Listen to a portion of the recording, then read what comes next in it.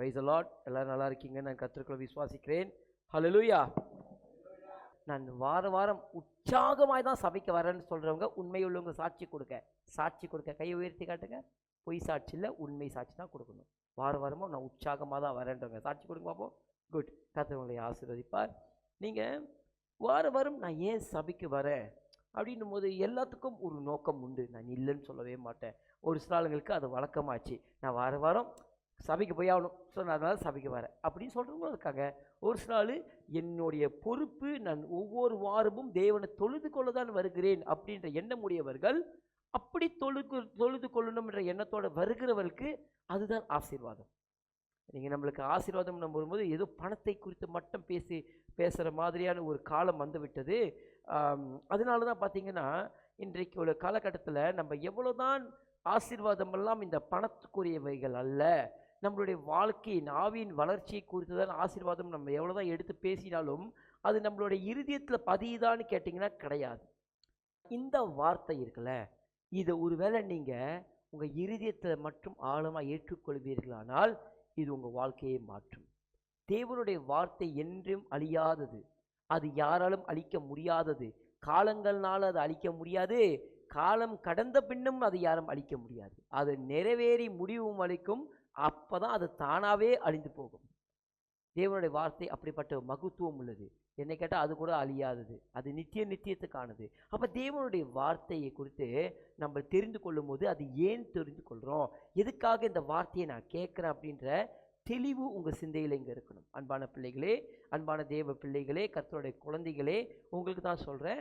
நீங்கள் சபையில் வந்து தேவனுடைய வார்த்தையை கேட்கும் பொழுது, இங்கே எந்த பிரசங்கியாளர்கள் ஏறி வார்த்தையை பிரசங்கித்தாலும் பேசப்படுகிற ஒவ்வொரு வார்த்தையும் நீங்கள் உள்வாங்கி அதை கிரகிச்சு அது என் வாழ்க்கைக்கு அவசியம் என்ற எப்படி நீங்கள் உணர்ந்து கொண்டு அதை நீங்கள் உங்கள் சிந்தையிலும் உங்கள் இருதயத்தில் நிறுத்துறீர்களோ அப்போதான் அந்த வார்த்தை உங்களுக்கு ஆசீர்வாதம். கவனிங்க, இன்றைக்கி நிறைய பேர் ஏமாத்துறாங்க. இப்படி செய்தால் ஆசீர்வாதம், அப்படி செய்தால் ஆசீர்வாதம் என்ற ஒரு வழிமுறையை சொல்லி கொடுக்குறன்ற பேரில் ஒரு சில காரியங்களை திணிச்சிடுறாங்க. நீங்கள் இப்படி செய்தால் உங்களுக்கு ஆசீர்வாதம். உதாரணத்துக்கு பாஸ்டரோட பைபிளை தூக்குனா உங்களுக்கு பெரிய பிளஸ்ஸிங்ன்ட்டு உங்கள் பைபிளை திறந்து படிச்சிங்கன்னா அதோட 10 மடங்கு பிளஸ்ஸிங் கிடைக்கும். நான் சொல்ல விளங்குதா? இது என்னன்னா, அதாவது இது ஒரு டிசிப்ளின்காகன்னு சொல்லி செய்தால் வேற காரியம். நீங்கள் ஒரு ஊழியக்காரனை பார்க்கும் பொழுது நீங்கள் அவருக்கு மரியாதை செலுத்தி, ஒருவேளை அவருடைய பாரமானது எதாவது தூக்கிட்டு போயிட்டு இருந்தாரா அவரோட பேக் பையை நீங்கள் வாங்கி எடுத்துகிட்டு போகிறது ஆசீர்வாதம் கிடையாது. அது ஒரு நல்ல டிசிப்ளின். அதன் வழியாக நீங்கள் ஒரு நல்ல ஒரு ஒழுக்கத்தை கற்றுக்கொள்கிறீங்க. என் வார்த்தை விளங்குது? அதே சமயத்தில் அவங்களுக்கு நீங்கள் ஏதாவது பணிவிடை ஏதாவது உதவி செய்யறதுனால அது ஒரு டிசிப்ளின், அது ஒரு ஆசீர்வாதமான காரியங்கள். பிதா ஆகிய தேவன் அவர் அதை ஆசீர்வாதமாக எடுத்துக்கொண்டால் என்றால் உங்களை ஆசீர்வதிக்க போகிறார். என் வார்த்தை விளங்குது அவங்களுக்கு? அதாவது ரொம்ப பேர் சொல்லுவாங்க செஞ்சாதான் ஆசீர்வாதம், செஞ்சா ஆசீர்வாதம் இல்லை. என் வார்த்தை விளங்குதா? நீங்கள் அதை எந்த பிரதிபலன் எதிர்பார்க்காம நீங்கள் ஒரு வயசானவங்க அப்படி ரோடு கடந்து போயிட்டு இருக்கும் பொழுது ஒரு வயசானவங்க நடந்து போகிறாங்க, அவங்களுக்கு சரியாக பார்வை தெரியல, அந்த நேரத்தில் போயிட்டு இருக்கிற வேறு நம்பிக்கையுடைய ஒரு சகோதரர் அந்த அம்மாவை கொண்டு போய் ரோட்டை கடந்து விட்டா இப்போ அது ஆசீர்வாதமாக மாறிச்சா? அது கருணை. அதை பரலோகம் அங்கீகரிக்கணும் முடிவு பண்ணிச்சுன்னா அதை ஆசீர்வதிக்கும். இது செஞ்சால்தான் ஆசீர்வாதம் என்ற முட்டாள்தனத்தை தயவு செய்து எடுத்து விடுங்கள்.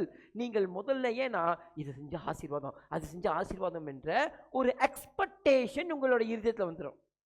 இப்போ அது எப்படி தெரியுமாச்சுன்னா, நான் முன்ன நம்பிக்கையில், உதாரணம் ஒரு சில நம்பிக்கையில் தேங்காய் உடைப்பாங்க, தேங்காய் உடைச்சா ஆசீர்வாதம், நான் எதையாவது பலி கொடுத்தா ஆசீர்வாதம்.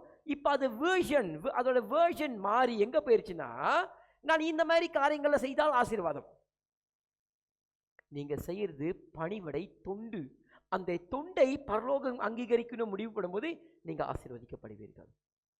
பரலோகம் பார்க்கும், பரவாயில்லையே இந்த பிள்ளை வயசானவங்களை பார்க்கும் பொழுது பரவாயில்லையே, ஊழிக்காரன் வரும்போது ஓடி போய் அவர் பை பாரமாக சுமந்துக்கிட்டு வராரு, அவருக்கு ஒரு கை கொடுத்து தூக்கிட்டு வந்து வீட்டில் வச்சு அவருடைய ஆஃபீஸில் கொடுத்து பாஸ்டர் வேட்டு தூக்கிட்டு வந்தீங்க நான் உங்களுக்கு உதவி செஞ்சு பரலோகம் அங்கீகரிக்கணும்னு நினச்சா அங்கீகரிக்கும். ஆனால் இங்கே பாஸ்டரை பார்க்கும்போது ஓடி போய் பையெல்லாம் தூக்கிட்டு பாரத்தை சுமந்துட்டு வந்துட்டு அம்மா வீட்டிலேருந்து வருவாங்க. இப்போ எப்படி இந்த கதை சபையில் நினச்சி பாஸ்டரை பார்த்த உடனே ஓடி போய் ஒரு பாஸ்டரோட பேக்கெல்லாம் தூக்கிக்கிட்டு pastor I will help you அப்படி சொல்லிட்டு ஓடி போய் ஆஃபீஸ்லாம் வச்சு சோத்திரம் பாஸ்டர் அப்படின்னு சொல்லிட்டு போனதுக்கப்புறம் வீட்டில் போய் பார்த்தா அம்மா அப்போ தான் ஜாமான் வாங்கிட்டு காடியில் வருவாங்க. அப்போ அம்மா கூப்பிடுவாங்க, புவனேஷா அந்த ஜாமான் கொஞ்சம் இறக்கி வீட்டில் வச்சிருன்ட்டு. அதுக்கு உதாரணத்துக்கு அப்படியாம்மா நான் உதவி செய்கிறேன்னு சொன்னால் பரலோகம் ரொம்ப சந்தோஷமாக பார்க்கும்.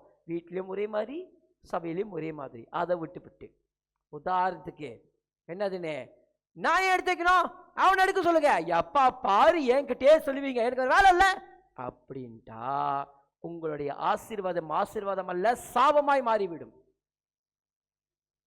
அன்பான பிள்ளைகளை இங்கே கவனிங்க. நீங்கள் சிரிக்கிறதுக்காக சொல்லலை, நான் இதை ஒரு உதாரணமாய் உங்களுக்கு கொடுக்குறேன். ஏன் ஆசீர்வாதம்னா எப்பன்றது உங்களுக்கு தெரிய மாட்டேங்குது. நான் இது செஞ்ச ஆசீர்வாதம், அது செஞ்ச ஆசீர்வாதம், இதெல்லாம் செஞ்ச ஆசீர்வாதம் இல்லை. நீ உன் உள் உணர்விலிருந்து, உன் தனிப்பட்ட உன் சொந்த வாழ்க்கையிலிருந்து நீ மாற்றத்தை உண்டாக்குவீரானால், உங்க வாழ்க்கையை நீங்க உண்மையிலே மாற்றுவீர்களானால் அப்பதான் அது ஆசீர்வாதம். வாழ்க்கையிலிருந்து மாத்திரம் என்ன அர்த்தம் தெரியுமா? நான் இதுக்கு முன்னாடி ரொம்ப கோவக்காரங்க, யார் உதவி கேட்டால் செய்யவே மாட்டேன், எனக்கு பிடிக்காது. ஆனா இப்ப யார் கேட்டாலும் நான் இறங்கி போய் உதவி செய்யறேன். யார் கேட்டாலும், அது ஒரு சீனர் கேட்டாலும் சரி, ஒரு மலாய்க்காரர் கேட்டாலும் சரி, எப்படிப்பட்ட மனுஷன் உதவினா நான் உதவி செய்வேன். இப்படி நீங்க வந்துட்டீங்கன்னா இப்ப இது உங்களுக்கு ஆசீர்வாதமாய் பரலோகம் அங்கீகரிக்கணும்னு நினைத்தால் அங்கீகரிக்கும். இன்னைக்கு நம்மெல்லாம் அப்படி இல்லாமல் தான் நம்ம நிறைய நேரத்தில் என்ன செஞ்சிடும்னா, நிறைய பேத்துக்கு உதவி செய்கிறீங்க. இங்கே இருக்கிறவங்க நிறைய பேத்துக்கு கூப்பிட்டு கேட்டோம்னா சொல்லுவாங்க, நான் நிறைய பேத்துக்கு உதவி செஞ்சுருக்கேங்க. யாருங்க நிறைய பேத்துக்கு உதவி செஞ்சதே இல்லை? கை தூக்கி காட்டுங்க. நான் யாருக்கும் ரொம்ப உதவி செஞ்சதே இல்லை, கை தூக்கி காட்டுங்க. பிள்ளைங்க முதற்கொண்டு கை தூக்கலை. ஏன் கை தூக்கலை? ஏன் பிள்ளைங்க கை தூக்க மாட்டீங்கன்னா, நான் வீட்டில் எவ்வளோ வேலை செய்கிறேன், நான் என்ன செய்கிறேன், அம்மா எத்தனை முறை கேட்கும் போது நான் மோப் பண்ணியிருக்கிறேன். இது மோப் வந்து இப்படி தான் 2 தேய் தேய்ச்சிருக்கோம், கேட்டால் மோப் பண்ணிட்டேன்ற லெவலில் பேசிடும். ஒரே மங்கு கழுவி வச்சு மொத்த மங்கையும் கழுவுன மாரி பேசும். இங்கே கவனிங்க அன்பான பிள்ளைகளே, நான் என் கேள்வி என்னதுன்னா, இன்னைக்கு நம்ம நிறைய நேரத்தில் உதவி செஞ்சிருக்கோம், நம்ம எல்லோரும் நினைத்து கொள்கிறோம். ஆமாவா இல்லையா? நான் நிறைய பேத்துக்கு உதவி செஞ்சுருக்கேங்க, ஆனால் அவங்க தான் என்ன ஞாபகத்திலே வச்சுக்கல, அவங்க தான் என்ன செஞ்ச உதவியை மறந்துட்டாங்க. இப்படி நம்ம நிறைய நேரத்தில் மற்றவங்களை குறை சொன்னது உண்டு, அதனால நம்ம உடைக்கப்பட்டதும் உண்டு. நீங்கள் எத்தனை பேர் சொல்ல போகிறீங்க, நான் இன்ன வரைக்கும் உடைக்கப்பட்டதே இல்லை? கையை தூக்கி காட்டுங்க. நான் இது வரைக்கும் யாரும் என்னை உடைச்சதே இல்லை, ஒரு மனுஷனும் என் இருதயத்தை உடைச்சதே இல்லை. கை தூக்கி காட்டுங்க. அதாவது யாரும் என் மனசை உடைச்சதே இல்லைன்னு சொன்னோம்னா பொய். எல்லாரும் சொல்லுவோம், யாரோ ஒரு மனிதர்கள், யாரோ ஒருத்தர் நம்ம வாழ்க்கையில், ஒருத்தர் மட்டும் இல்லாமல் கூடுமானாலும் நிறைய பேர் உங்கள் இருதயத்தை உடைத்திருக்கக்கூடும். அன்பான பிள்ளைகளே, இன்றைக்குள்ள செய்தி இதுதான், உள்ளும் வெளியும் உடைக்கப்பட்டது ஏன்? உள்ளும் வெளியும் உடைக்கப்பட்டது ஏன்? எனக்கு சரியான அழகான தலைப்பெல்லாம் கொடுக்க தெரியாது. ஆனால் இன்னைக்கு நம்ம வாழ்க்கையில் நிறைய நேரத்தில் உள்ளுக்கும் உடைக்கப்பட்டிருக்கோம், வெளியிலும் உடைக்கப்பட்டிருக்கோம். அப்போ உடைக்கப்பட்டிருக்கும் பொழுது அது ஏன் என்று நம்ம தெரிந்து கொள்ள வேண்டும். நம்ம அது ஏன் தெரிந்து கொள்ளலைன்னா நம்ம லைஃப்பில் அர்த்தமே சேராது. நம்புறீங்களா? ஏன்னா ஒவ்வொரு நாளும் நம்ம லைஃப்பில் அழுந்து கண்ணீரை சிந்தி, கூடுமான அளவுக்கு நம்மளோட தலைகாணியெல்லாம் தலைகளை திரும்பி கண்ணீரெல்லாம் தலைகாணியை நனைச்சி திரும்பி அந்த தலைகாணி இப்படி திருப்பி போட்டு தூங்கின காலங்கள்லாம் நிறைய பேர் உண்டு. ஏதோ ஒரு காரணத்துக்காக யாராவது இங்கே கவனிங்க, உடனே உங்கள் கற்பனை உலகத்துக்கு போய் சம்மந்தப்பட்டவங்களோட போய் அங்கே லாக் ஆகிடாதீங்க, இங்கே வந்துடுங்க கொஞ்சம் நேரத்துக்கு. ஏன்னா யாரோ ஒரு சில சூழ்நிலையில் நம்ம உடைக்கப்பட்டுருவோம்.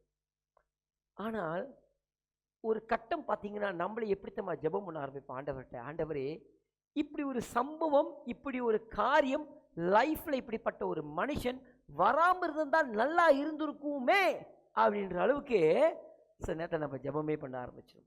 இப்படி ஒரு சம்பவம் நம்ம லைஃப்பில் நடக்காமல் இருந்தால் நல்லா இருந்திருக்குமே ஆண்டவரே. ஆமாம் அன்பான பிள்ளைகளே, இங்கே கவனிங்க, நிறைய நேரத்தில் நம்ம உடைக்கப்பட்டிருக்கிறது உண்மை.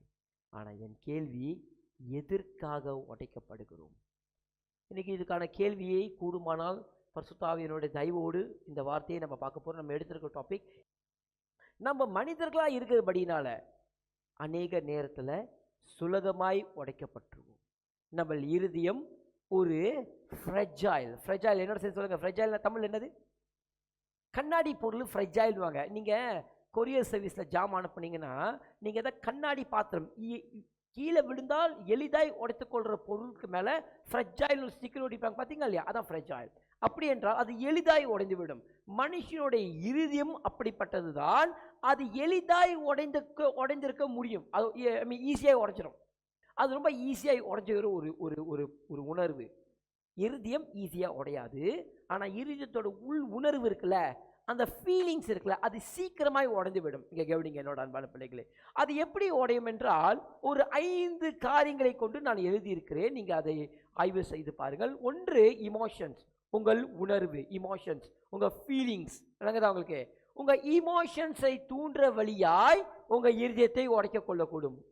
இன்னைக்கு என்னோட இமோஷன்ஸ் பாதிச்சிருச்சு, என்னுடைய இருதயம் என்னோட இமோஷன்ஸ் பாதிக்கிற அளவுக்கு அவங்க ஒரு வார்த்தையை கொடுத்தாங்க, நான் சும்மா இருந்தேன், என்னுடைய உணர்வு பாதிக்கிற அளவுக்கு அவங்க ஒரு வார்த்தையை கொண்டு என்ன அடிச்சிட்டாங்க, அப்படி சொல்லி பேசிட்டாங்கன்னும் போது உங்கள் emotions number 1. Number 2 expectation. Expectation என்றால் எதிர்பார்ப்பு. இன்னைக்கு இந்த எதிர்பார்ப்புனால எவ்வளோ பேர்த்தோடைய வாழ்க்கை இந்த இருதயம் உடையுது தெரியுமா? அப்பா அம்மா பிள்ளைங்க மேலே வைக்கிற எதிர்பார்ப்பு, பிள்ளைங்க அப்பா அம்மா மேலே வைக்கிற எதிர்பார்ப்பு, ஆசிரியர்கள் பிள்ளைகள் மேலே வைத்திருக்கிற எதிர்பார்ப்பு, பிள்ளைகள் ஆசிரியர்கள் மேலே வைத்திருக்கிற எதிர்பார்ப்பு, இது எல்லாத்துக்கு மேலே தேவன் நம்ம மேலே வைத்திருக்க எதிர்பார்ப்பு, இன்னொரு ஒரு ஒரு கோணத்தில் நீங்கள் தேவன் மேலே வைத்திருக்கிற எதிர்பார்ப்பு, இது எல்லாம் உங்களை சில நேரம் உங்கள் இருதயத்தை உடைத்திடும். 3வது உங்களுடைய நம்பிக்கை உடையும் பொழுது, ஹோப், புரோக்கன் ஹோப். நீங்கள் கவனிங்க, புரோக்கன் ஹோப்னு சொல்லும் பொழுது நான் வசனத்துக்குள்ள பிறகு வருவேன். இதை நான் உங்களுக்கு ஒரு முன்னுரை கொடுத்துட்றேன். 3வது புரோக்கன் ஹோப். புரோக்கன் ஹோப்னா, நீங்கள் ஒரு காரியத்தை குறித்து ரொம்ப நாளாக நினச்சி நடந்துடும் அப்படி நடந்துடும்னு எதிர்பார்த்து அதை நடக்காமலே போகும்போது ஒரு கட்டம் உங்களுடைய இருதயம் உடைந்து போகும். 4வது காரியம் உங்களோட நிறைவேறாத ஆசைகள். இதுவும் நான் சொன்ன அந்த புரோக்கன் ஹோப்பும் கிட்ட, ஆனால் இது ஆசைகள். இன்றைக்கி ரொம்ப பேர் ஆசைப்படுவாங்க. அதாவது ஹோப்புன்றது வேற, நம்பிக்கையாக இருப்பாங்க. ஆனால் ஆசைப்படுறதுன்றது ஒன்று இருக்கும். அதாவது நான் ஆசையாக இது ஒன்று தாங்க கேட்டேன், இது கூட நடக்க மாட்டேதுங்க என் லைஃப்பில் அப்படின்னு சாதாரண காரியங்களை குறித்து ஆசைப்படுற எத்தனையோ காரியங்கள் உண்டு. அந்த ஆசைப்பட்ட காரியங்கள், நிறைவேறாத ஆசைகளும் உங்களோட இருதயத்தை உடைக்கக்கூடும். 5வது நம்பிக்கை. என்ன சொல்லுங்க?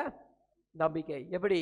நம்ம யாரையாவது மேலே வைக்கிற நம்பிக்கை, நம்ம பிள்ளைங்கள் மேலே பெற்றோர்கள் வைக்கிற நம்பிக்கை, பெற்றோர்கள் மேலே பிள்ளைகளும், பாஸ்டர் சபை விசுவாசிகள் மேலும், விசுவாசி சபை பாஸ்டர் மேலேயும், எல்லாத்துக்கும் மேலே என்னது தேவன் பிள்ளைகள் மேலே, தன்னுடைய பிள்ளைகள் மேலே வைத்திருக்கிற நம்பிக்கை, இது எல்லாம் சில நேரத்தில் நிறைவேறாத பொழுது, அதை நம்ம காப்பாற்றாத பொழுது இருதயம் உடையும். அப்போ நினச்சிக்காதீங்க தேவனுக்கு இருதயம் உடையாதுன்னு. தேவனுக்கும் இருதயம் உடையும். புரோக்கன் ஹோப்னா, நான் ஒரு காரியத்தை குறித்து எதிர்பார்த்து காத்திருந்தது. ட்ரஸ்ட்ன்றது நான் ஒருத்தர் மேலே வைக்கிற நம்பிக்கையை பற்றி பேசிக்கொண்டிருக்கேன். ஒருத்தரை நான் நம்புகிறது. நான் இருதயத்தை என்ன உடைக்கும்னு சொல்லி கேட்குறேன்னா, ஒரு பக்கத்து நான் என் வாழ்க்கையில் இது நடக்கும்ன்ற ஒரு ஹோப், சரியா? ஒரு பக்கத்து வாழ்க்கையில் இருக்குள்ள ஆசைகள். புரியுற மாதிரி சொல்கிறேன், கேள்வி கேட்டபடினால. ஹோப்புன்றது ஒரு சாலுக்கு என்னன்னா, ஆப்ரஹாமுக்கு வந்துச்சு பார்த்தீங்க ஒரு ஹோப், எனக்கு என் தலைமுறைகளுக்கு என் பிள்ளை, எனக்கு தலைமுறைக்கு எனக்கு பிள்ளை வேணும், ஆமாவா இல்லையா? இது ஹோப். அதுக்கு ஒரு வாக்குத்தத்தம் உண்டு. ஆசைகள் வேற. ஆசைகள் என்ன தெரியுமா? நான் வாழ்கிற வாழ்க்கையில் எனக்கு ஒரு காடி வேணும், எனக்கு ஒரு வீடு வேணும். இப்போ சொந்த காடி சொந்த வீடுலாம் நீங்கள் வாழ மாட்டீங்களா? வாழ்வீங்க தானே. ஆனால் எனக்கு ஒரு ஆசை இருக்கும். அதாவது எனக்கு இது கிடைச்ச ஆசையாக இருக்கும். ஒரு வாட்ச் வாங்கணுன்ற ஒரு ஆசை இருக்கும். ஒரு சாக்கு இந்த கலரில் சட்டை வாங்கணும் ஆசை இருக்கும். ஏன்னா தப்பு இல்லைன்ற பற்றிலாம் நான் பேச கிடையாது. விளங்குதா? ஒரு சாலுக்கு சொல்லுவாங்க, எனக்கு இந்த மாடல் ஃபோனில் ஒரு ஃபோன் வாங்கணுன்ற ஆசை உண்டு. இதெல்லாம் ஆசை. விளங்குதா? ஒரு சாலுக்கு சம்பளம் பத்தாது, நார்மல் ஃபோன் பார்ப்பாங்க. அவங்களுக்கு ஒரு ஆசை இருக்கும், நான் எப்படியாவது ஒரு ஐஃபோனாவது வாங்கி பாய்ச்சிடணுன்ட்டு. அதை வாங்கி பாய்க்கின்ற ஆசை ஒரு சால் இருக்கும்ல, ஆமாவா இல்லையா? இது ஆசை. 5வது நான் சொல்றது ஒரு மனிதன் மேலே வைக்கிற நம்பிக்கை, trust, the matter of trust. ஏன் தெரியுமா?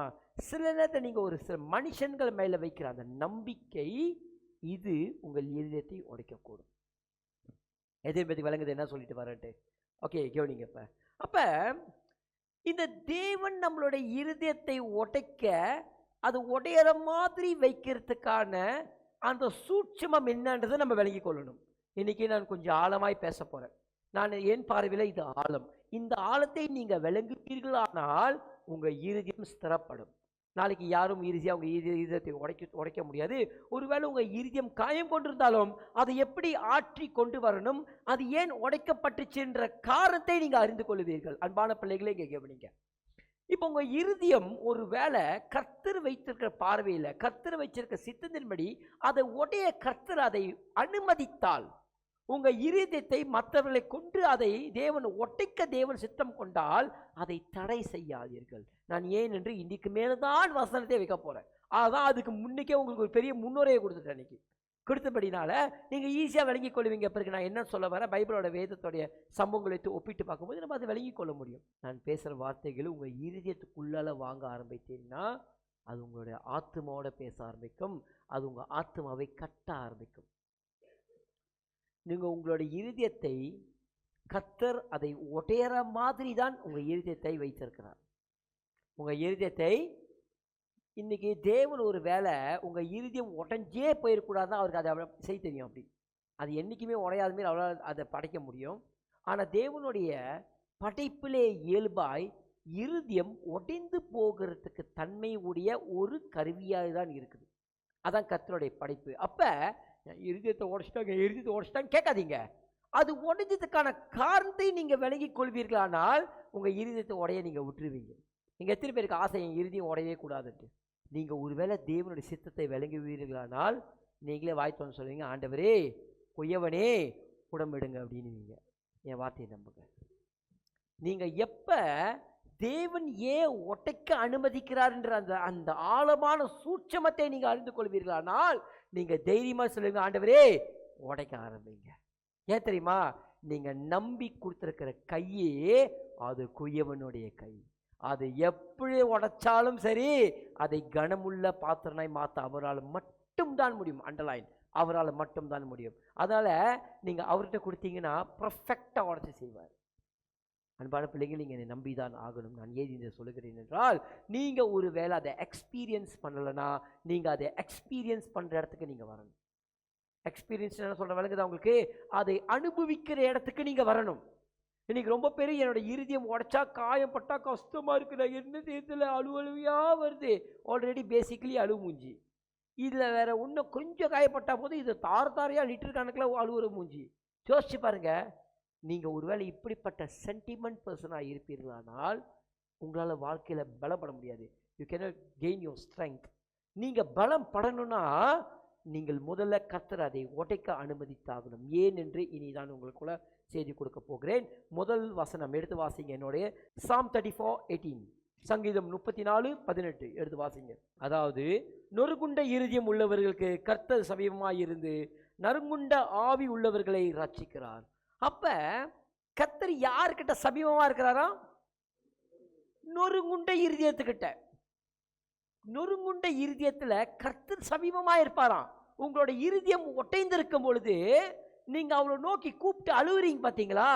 அந்த நேரத்தில் வசனம் சொல்லிட்டு அவர் உங்க பக்கத்தில் இருப்பாராம், சமீபமா இருப்பாராம், ரொம்ப கிட்ட இருப்பாராம். இன்னைக்கு நம்மளாம் என்ன தான் நினைச்சுக்கிறோம்? நம்ம ரொம்ப அழுகையா இருக்கும் பொழுது உடனே போன் எடுத்து உங்க லவருக்கு அடிச்சிருவீங்க, உங்களோட ஃப்ரெண்டுக்கு அடிச்சிருவீங்க.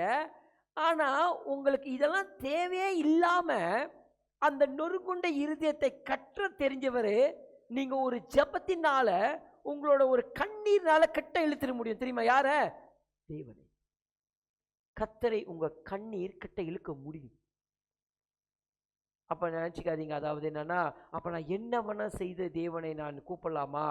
நீங்கள் எந்த சூழ்நிலை இருந்து உங்க கண்ணீரை சிந்தினாலும் அதை அவர் கேட்க வல்லவராயிருக்கிறார். அப்ப கேட்கும் பொழுது நீங்க ஒரு வேளை நினைக்கலாம், அப்ப நான் தப்பு பண்ணிட்டு நாளைக்கு தேவனை கூப்பிட்டேனா? கூப்பிட்டாலும் அவர் உங்க கண்ணீரை கேட்பார். கேட்டு அந்த தப்பை நீ தொடர்ந்து செய்யன்னு சொல்ல மாட்டார். அது எப்படி நீ மீண்டும் வரணுன்ற பாதையை அவர் ஒன்று கொடுப்பார். அப்ப தேவனுடைய நோக்கமே நொறுங்கொண்ட இருதயம் உள்ள மனிதர் கிட்ட வரணுன்றது தான். அப்ப எத்தனை பேருக்கு ஆசை இருக்கு கர்த்தர் என் கிட்ட வரணும்ட்டு? கை தூக்கி காட்டுங்க. அப்ப இருதயமே உடைய தயாரா இல்லைன்னா அவர் கிட்டே கூட வரமாட்டார். தெரியுமா உங்களுக்கு? இது ஒன் ஆஃப் த வே வழிகள்ல இது ஒண்ணு. உங்க இருதயம் நொறுகொண்டும் போது அவர் கிட்ட வருவார். ஏன் தெரியுமா? வந்து ஓ நொறுங்கி போச்சா கை தட்டி சிரிக்கிறதுக்கு அல்ல. ஒருவேளை உங்க இருதயம் நொறுங்கி கொண்டு இருக்கும் பொழுது நீங்க கண்ணீரிட்டு தேவனிடத்தை துக்கம் சொல்லி கொண்டிருக்கும் பொழுதோ, உங்கள் துக்கத்தை வெளிப்படுத்தி கொண்டிருக்கும் போதோ, பரிசுத்த ஆவியானவர் உங்ககிட்ட சமீபமாக இருக்கிறார். அவர் அதை கேட்கறதுக்கு இருக்கிறார். நம்ம என்ன தெரியுமா செய்கிறோம்? சில இடத்துல அந்த இருதயத்தை உடைய விடுகிறதே இல்லை. ஏன்னா நம்ம இருதயத்தை எப்பொழுதுமே பாதுகாத்துக்கொள்வோம். எத்தனை பேருக்கு ஆசை இருதயத்தை பாதுகாத்துக்கவே மாட்டேன்ட்டு? நான் பாதுகாத்துக்கவே மாட்டேன்னு சொல்கிறவங்க யாராவது இருக்கீங்களா? இல்லை இல்லை இல்லை, நீங்கள் ரொம்ப திறமைசாலி. யார்கிட்ட பேசணும், யார்கிட்ட ஏன் பேசக்கூடாது, இன்னார்கிட்ட இந்த லெவலோட வச்சுக்கணும், அந்த லெவலை தாண்டி இடத்த விட்டோம்னா நம்ம இருதயத்தை சுக்குநூறாக உடச்சிருவாங்க. இவங்க ரொம்ப சிரிக்கிறாங்க பாருங்க. வயசு கொண்டு அனுப்புவோம். ஆமாம், ஏன் என் மனசை உடச்சிருவாங்க. உண்மைய சகோதரர்கள் சகோதரிகள், இங்கே பாருங்கள் கர்த்தருக்குள்ள பிரியமானவர்களே, நிறையா பேர் ஒரு சில பார்த்தீங்கன்னா ஒரு சில கெட்ட அனுபவத்துக்கு அப்புறம் எல்லாத்தோட சகஜமாக பேசுறதை நிப்பாட்டிடுவாங்க. காரணம் என்ன தெரியுமா உங்களுக்கு? அவங்களுக்கு வேற எந்த நோக்கமும் இல்லை, தான் இறுதியும் உடஞ்சிடக்கூடாது, ஏன் இறுதியும் காயப்பற்றக்கூடாது. அன்றைக்கி ஒரு அம்மாவோட பேசியிருந்தேன். அந்த அம்மா சொன்னாங்க என்கிட்ட, நான் பாதுகாத்துக்கிறேன் பாஸ்டர். ஏன் பாதுகாத்துக்கிறேன்னா ஈஸியாக உடச்சிட்டானுங்க, இப்போ ரெண்டாவது தடவை நான் உடைக்க விட மாட்டேன்றேன். ஆனால் நீங்கள் அதை உடைய விடுவீர்கள், ஆனால் நீங்கள் ஒரு பெட்டர் வேர்ஷனுக்கு போவீங்க. ஏன் தெரியுமா? உடைய உங்கள் இருதயம் அது இருதயத்தோடைய உண்மையான தன்மைக்கு வெளிவர ஆரம்பிக்கும். ஏன் தெரியுமா?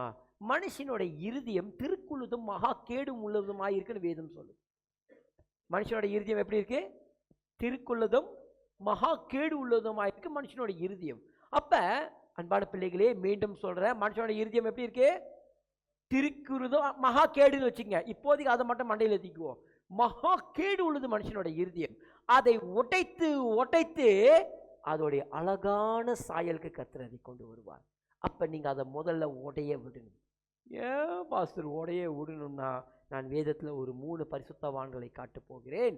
அவங்களோட இருதயத்தை கர்த்தர் எப்படி உடைத்தார். ரொம்ப இன்ட்ரெஸ்டிங்காக இருக்கும். எத்தனை பேர் ஆர்வமாக இருக்கீங்க பார்க்க?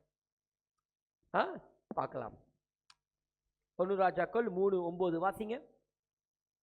ஆகையால் உமது ஜனங்களை நியாயம் விசாரிக்கவும், நன்மை தீமை இன்னாதென்று வகையறுக்கவும் அடியனுக்கு ஞானமுள்ள இருதயத்தை தந்தருளும். ஏராளமாய் இருக்கிற இந்த உமது ஜனங்களை நியாயம் விசாரிக்க யாராலே ஆகும் என்றான். இது கேட்கறது அர்த்தமா? சாலமன் தான் இதை கேட்கிறார். நம்மளுக்கு தெரியும் இந்த சம்பவத்தில் என்னன்னா, சாலமன் இந்த ஞானம் சம்பந்தப்பட்ட காரியங்களை கேட்டார். ஞானம் கொடுங்க, நன்மை தீமை என்னது அதை டிஃபரன்ஷியேட் பண்ண, நன்மை எது தீமை எது, நியாயமாய் நான் நியாயம் விசாரிக்க, உத்தமமாய் நியாயம் விசாரிக்க உம்முடைய ஜனங்களை நான் ராஜாவாய் அமர்த்தப்பட்டுட்டேன்.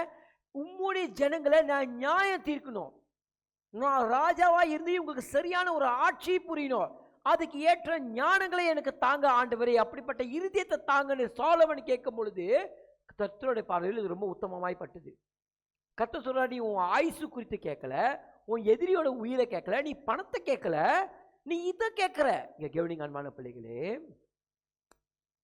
என்ன கேட்குறேன் உங்களை, இப்போ நான் உங்களை கேட்குறேன். கர்த்தர் உங்ககிட்ட ஒன்று கேட்குறாரு.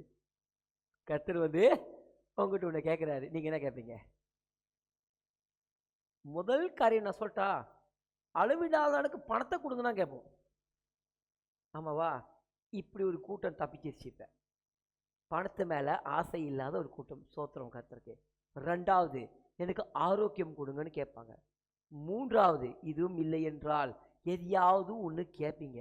எத்தனை பேர் இங்கே கர்த்தருக்கு பயந்து எனக்கு ஞானத்தை கொடுன்னு கேட்பீங்க? கை தூக்கி காட்டுங்க. நான் கேட்கவே மாட்டேன். சாலமோன் நாட்டை ஆளுகிறபடினால அவருக்கு ஞானம் தேவைப்படுச்சு. நான் பரலோகத்துக்கு போற நிச்சயத்தை மட்டும் வாங்கிக்குவேன். அதுக்கான தெளிவான செல்வேஷனுடைய காரியங்களை மட்டும் என்ன செய்து நான் பரலோகத்துக்கு வரக்கூடிய காரியத்தை மட்டும் நானாக தான் கேட்பேன். தனிப்பட்ட கருத்து. ஆண்டவரே, நான் கரெக்டாக பரலோகத்துக்கு சேர்ந்தணும், அதுக்கு நான் என்னென்னலாம் செய்யணும், என் வாழ்க்கையில் என்னெல்லாம் குற்றம் குறைவுகள் இருக்குது, நான் எதெல்லாம் சரி பண்ணணும், என் வாழ்க்கையை நான் எப்படி நெறிமுறைப்படி கரெக்டாக பரலோகத்துக்கு வருது என்னுடைய ஆம்பிஷன். என் வார்த்தை வழங்குதா? என்ன சொல்கிறேன், இது வேற. அந்த மாதிரி ஒரு சில ஆளுக்கு என்ன வேணால் கேட்கக்கூடும். இது நான் சாலமன் அல்ல. ஆனால் இப்போ நான் சாலமோனை பற்றி பேச போகிறேன். ஒரு ராஜா அரியஸ்தானத்தின் மேலே ஏறிட்டார். இந்த ராஜா அரியஸ்தானத்தின் மேலே ஏறதுக்கு அப்புறம் இவருக்கு செல்வம் இருக்கு. இவருக்கு தான் நீண்ட ஆயுளோட வாழணும்ன்ற ஆசைலாம் இல்லைன்னு கேட்டீங்கன்னா இருக்கும். ஆனா அதெல்லாம் அவருக்கு தேவைப்படலை. தங்களோட எதிரியோட உயிரை கொல்ல முடியும், ஆனா எனக்கு அது தேவையில்லை. அவர் மற்ற எந்த காரியத்தை கொடுத்து வேணா கேட்டிருக்கலாம். அதெல்லாம் கேட்காதவர் ஞானத்தை கேட்கிறார்னா அதுல அவர் குறை உள்ளவராய் இருக்கார் என்று அவர் அறிந்திருக்கிறார். அன்பான பிள்ளைகளை இங்க கவனிங்க. அப்ப சாலமோன் தூங்கும் பொழுது சாலமோனோட மைண்டுக்குள்ள இருந்த காரியங்கள் என்ன தெரியுமா? ப்ரெஷர். என்னது ப்ரெஷர்? என்ன ப்ரெஷர் தெரியுமா? அவருக்கு ஒரு எக்ஸ்பெக்டேஷன், அவருக்கு ஒரு ஹோப், எல்லாம் தேவைப்படுது. இந்த நாட்டை நான் எப்படி நடத்த, என்கிட்ட எங்கள் அப்பாவுடைய சிறந்த மந்திரிகள்லாம் இருக்கிறார்கள், என் தகப்பனுடைய கூட இருந்த சகல தீர்க்கதரிசிகளும் இருக்கிறார்கள், எல்லாரும் இருக்காங்க, படைத்தளபதி யோபு முத கொண்டு எல்லோரும் இருக்கிறாங்க. ஆனால் எனக்கு இதெல்லாம் தேவையில்லை. எனக்கு வேற ஒரு ப்ரெஷர் என் தலையில் இருக்கு. இந்த ஜனங்களை நான் நியாயம் விசாரிக்கிறேன். நன்மை தீமை என்னன்றதை தேவனுடைய ஜனங்களை நியாயம் விசாரிக்க எனக்கு ஒரு தகுதி வேணும். கவனிங்க அன்பான பிள்ளைகளே. இப்ப இவருக்கு உள்ளுக்கே ஒரு பெரிய யுத்தம். ஏன்னா நம்மளுக்கு தெரியும் சாலமோன் ராஜாவான அந்த கதை ரொம்ப இன்ட்ரெஸ்டிங்காக இருக்கும்.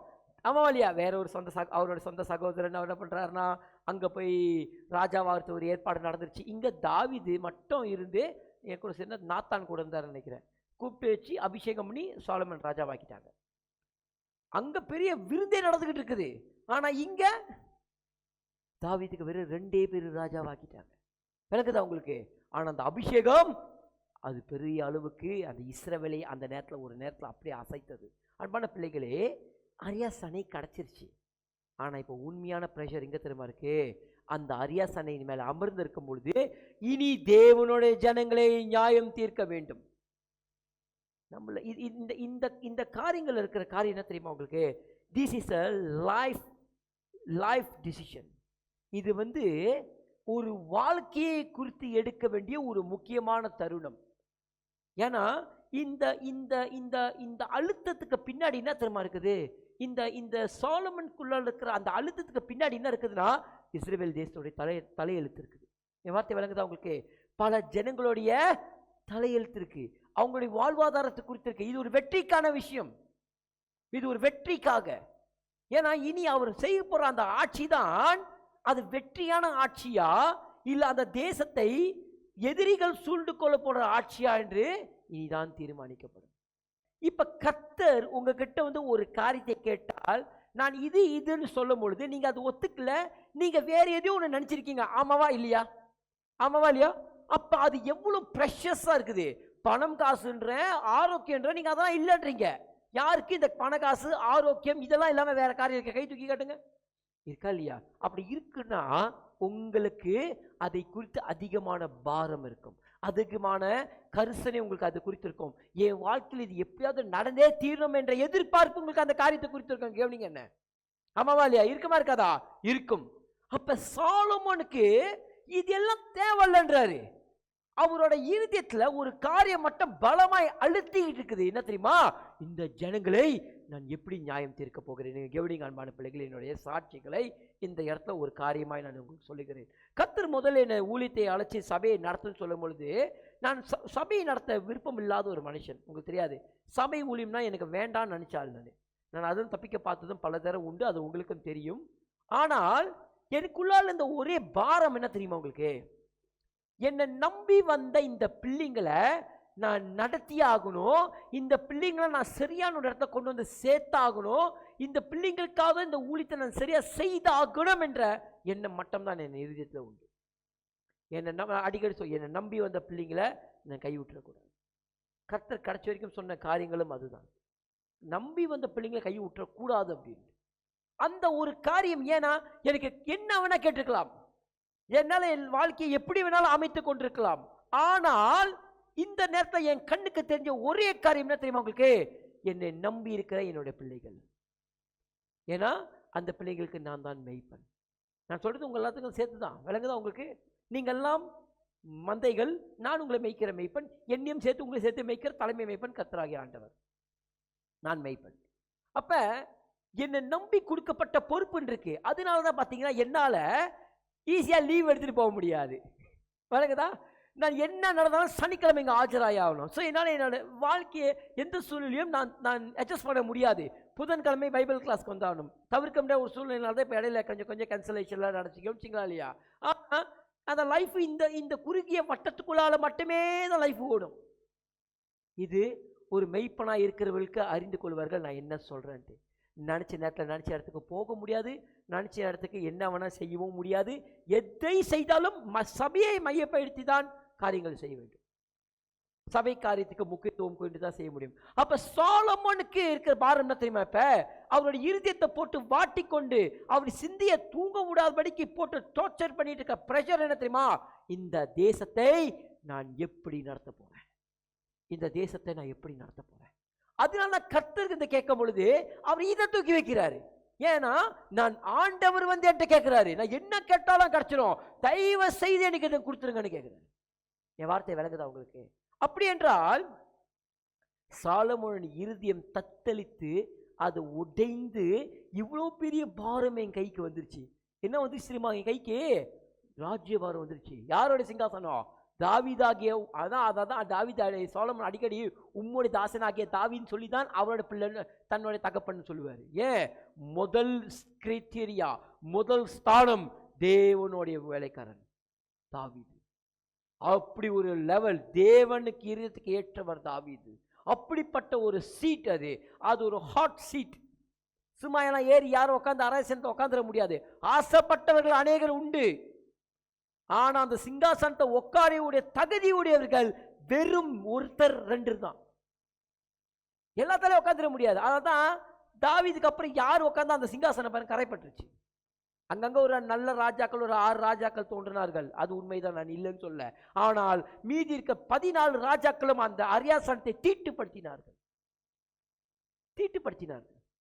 அந்த அரியாசனத்தில் வந்து உட்கார போக்குறது கிறிஸ்து இயேசு. 1000 வருஷம் அரசாட்சியில் அவர் இருந்து ஆளுவார் அந்த சிங்காசனத்தில் இருந்து. அப்ப யோசிச்சு பாருங்க, அது கிறிஸ்துவே வந்து உட்காரக்கூடிய அந்த அரியாசனம் சாதாரண ஒரு அரியாசனமா? அது ஒரு ஈஸியான சீட்டா? இல்லை. அதோடைய பாரத்தை விளங்கினது சாலமோன். அப்ப அவரோட பிரஷர் எந்த லெவல் இருக்கோ யோசிச்சு பாருங்க. இப்ப நான் சொல்றது விளங்குதா? ஓகே, இங்க இருக்கிறவங்களுக்கு தெரியும், சாதாரண வேலை செஞ்சுட்டு இருப்பாங்க.